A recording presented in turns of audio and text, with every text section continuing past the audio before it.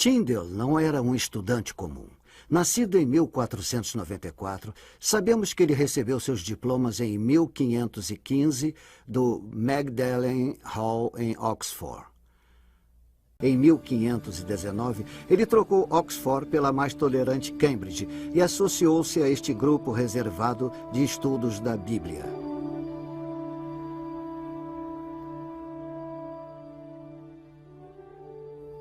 Foi aqui em Cambridge que Tyndale descobriu o poder fascinante e regenerador da Bíblia. Ele sabia que este despertar estava restrito a Cambridge apenas em função da cultura. E se as pessoas comuns não podiam mostrar-se à altura da cultura de Cambridge, então a Bíblia deveria reclinar-se ao nível do entendimento comum. E assim, a tarefa de sua vida e a causa de sua morte foi traduzir a Bíblia para a linguagem do homem comum. Ele era um excelente erudito em grego e era também um grande debatedor das Escrituras. Um certo clérigo provocou Tyndale dizendo: melhor viver sem a lei de Deus do que a do Papa. Tyndale retrucou: eu desafio o Papa e todas as suas leis. Se Deus poupar minha vida por muitos anos, farei com que o menino que conduz o arado saiba mais sobre as Escrituras do que você. Aos 30 anos, ele decidiu que a missão de sua vida seria traduzir a Bíblia para o inglês. Talvez ele nunca tenha imaginado que este projeto mais tarde lhe renderia o título de o pai da Bíblia inglesa.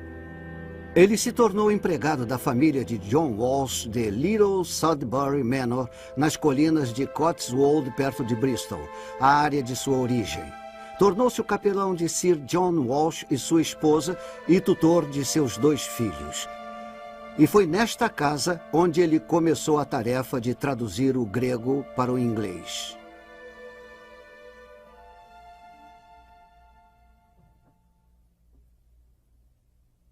Este pequeno sótão era o quarto particular de William Tyndale, enquanto ele trabalhou para a família Walsh. Aqui ele dormia, aqui guardava seus livros e aqui estudava. A ideia lhe veio à mente de que, se o Novo Testamento em grego provocar um efeito tão profundo no mundo escolástico, o que uma Bíblia inglesa faria pelos lavradores? Neste exato momento, ele decidiu que iria traduzir o Novo Testamento em grego para o inglês. Ele apelou para o bispo de Londres, Cuthford Tunstall, para que revogasse a lei aprovada contra os Lollards, proibindo qualquer uso da Bíblia que não fosse em latim. Mas foi em vão. Tyndale, portanto, resolveu se exilar de sua terra natal e rumou para o continente para realizar sua grande missão. Tyndale viajou para Wittenberg para terminar a tradução do Novo Testamento. Lutero e Tyndale ficaram fortemente ligados pelo mesmo lema: sola scriptura, apenas a Sagrada Escritura. A cidade se tornou um refúgio para o foragido. A impressão foi a mais difícil tarefa de todas. Em Colônia, eles encontraram um propenso impressor. Mas espiões ingleses interromperam a operação atravessando a porta da frente, enquanto Tyndale escapava pelos fundos com as cópias que haviam sido finalizadas. Ele escapou por um triz. E então eles viajaram para Worms, onde encontraram outro propenso impressor.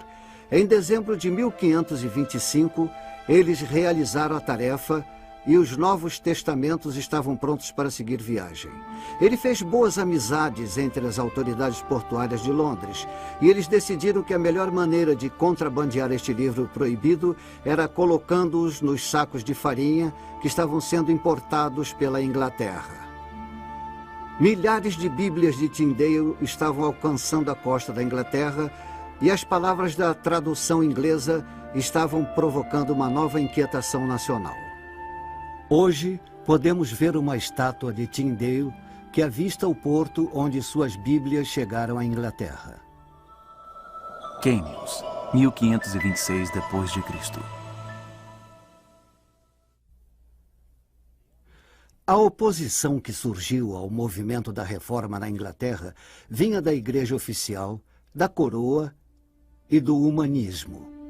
A oposição religiosa era esperada já que as duas forças eram antagonistas em todos os aspectos. O Novo Testamento de Tyndale estava tendo tamanho impacto no país que o rei o condenou a ser queimado publicamente na Catedral de São Paulo. Hostilizados e perseguidos, todos eram considerados culpados por possuir ou distribuir o Novo Testamento de Tyndale, e até mesmo por levantar fundos para financiar a operação de Tyndale. St. Paul, Londres. Foi Tunstall quem autorizou Augustine Peckham, um mercador que fazia muitos negócios na Antuérpia, a atravessar o continente, comprar todas as Bíblias que pudesse encontrar, trazê-las de volta aqui para a Catedral de São Paulo e queimá-las publicamente. O que Tunstall não sabia era que Peckham era amigo de William Tyndale. E ele pagou 4 vezes o custo da produção por cada Bíblia que ele comprasse. O que significa que para cada Bíblia que eles queimassem aqui na Catedral, ele pagou para que fosse substituída, além de acrescentar mais 3 ao arsenal de Tyndale. Senhor, abra os olhos do rei da Inglaterra, 1536 d.C. Quando o Novo Testamento de Tyndale alcançou as margens da Inglaterra, havia muitos na igreja e um no trono que acharam que a única maneira de deter as cópias era queimando-as. Caçadores de recompensa da Inglaterra viajavam por todo o continente usando disfarces e pagando por informações, mas todos sem sucesso. Ele começou a tradução do Velho Testamento. Mais tarde, mudou-se para Antuérpia, e embora o rei tivesse rompido com a Igreja Católica, ele ainda fazia forte oposição a Tyndale.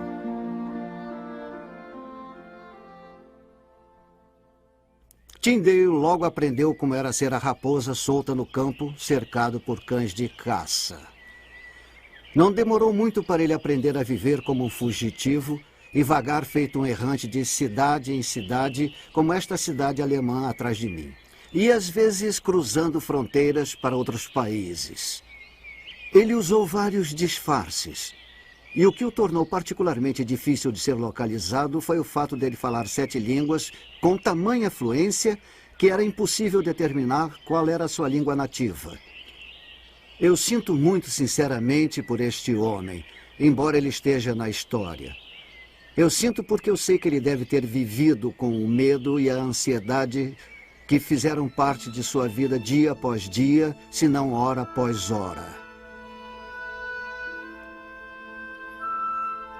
Em 1535, enquanto ele estava na Antuérpia, Henry Phillips, posando de amigo, delatou a identidade do reformador.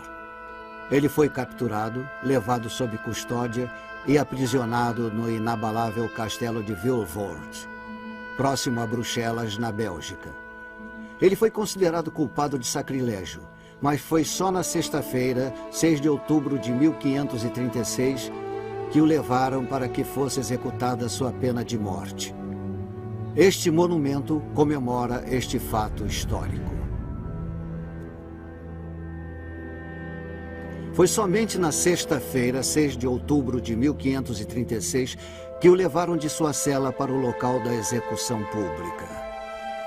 Não houve incerteza, não houve arrependimento, não houve hesitação. Quando o levaram para o poste contra o qual ele seria acorrentado e queimado vivo, ele percebeu que houve uma grande importância naquilo tudo. Havia 2 buracos no poste, por onde um pedaço de arame seria passado, envolveria seu pescoço, porque, de acordo com a corte, ele devia ser estrangulado ao mesmo tempo em que fosse queimado. E quando o executor estava passando o arame pelo buraco e envolvendo sua garganta, ele fez esta última declaração pública registrada. E sua declaração foi em forma de prece. Senhor, abra os olhos do rei da Inglaterra.